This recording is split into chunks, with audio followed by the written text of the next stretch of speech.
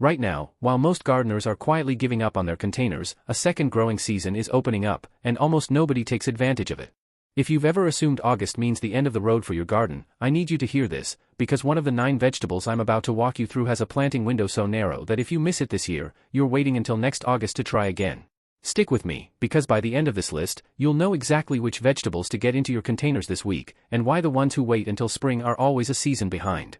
Before we get into it, if you're the kind of gardener who wants to squeeze every last harvest out of the year, go ahead and hit subscribe, because this channel is built for exactly that mindset.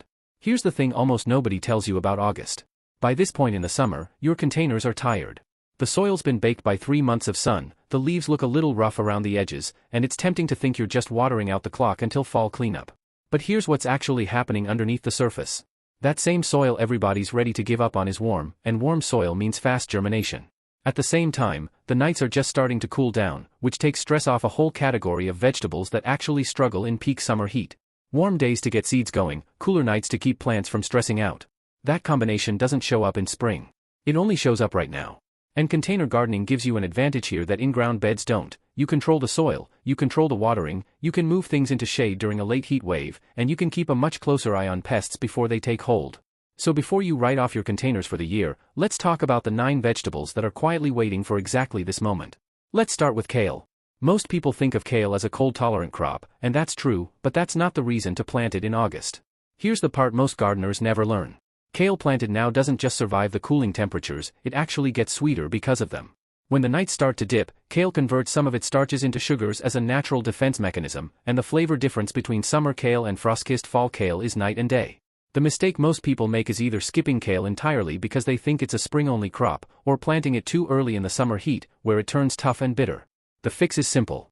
Get kale into a container now, in soil that drains well, and let those cooling nights do the work for you later in the season.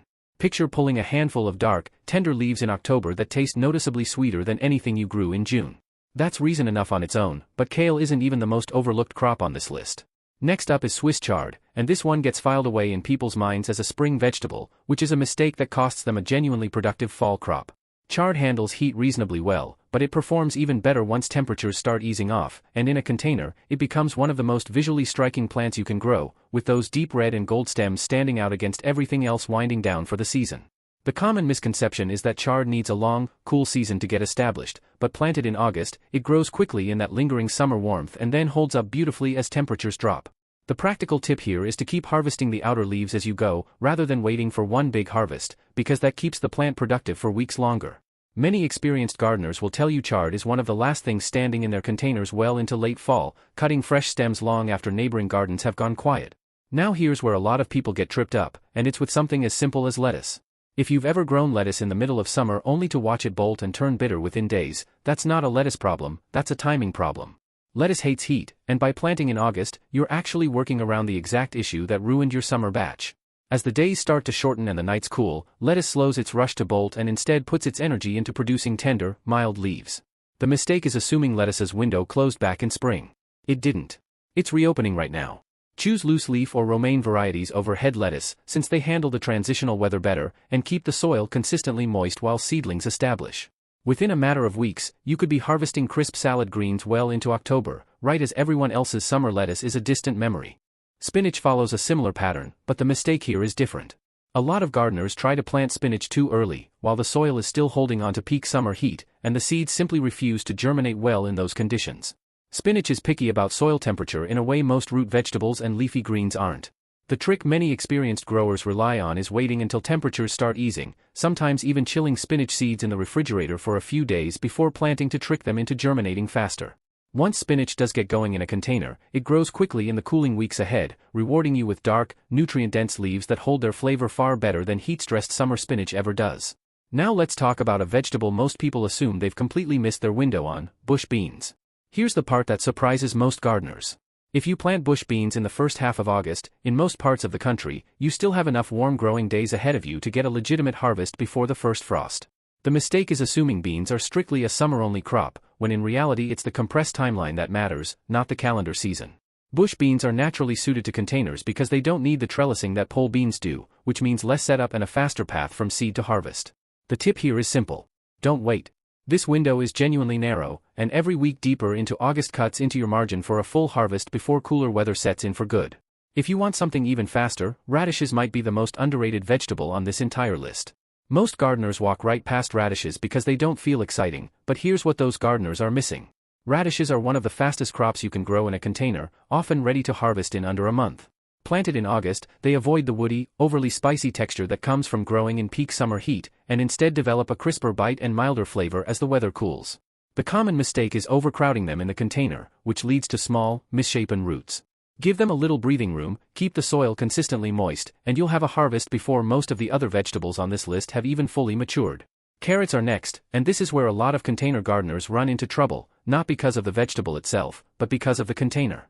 The most common mistake with August carrots is using a pot that isn't deep enough, which results in short, stubby, sometimes twisted roots that never reach their full potential.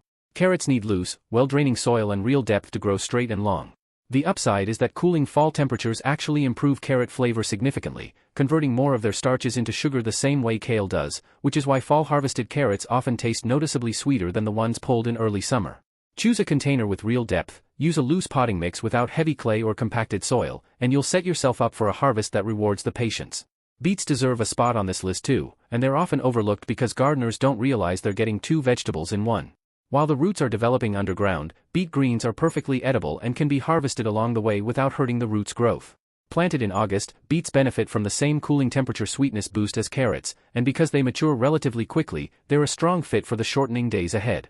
The mistake most people make is treating beets purely as a root crop and letting the greens go to waste, when in reality, those greens are just as nutritious and flavorful sautéed up on their own. And now, the vegetable that's been the whole reason for saving the best for last. Mustard greens, sometimes grown as mizuna, have one of the narrowest and most rewarding planting windows of anything on this list, and most American gardeners have simply never tried them.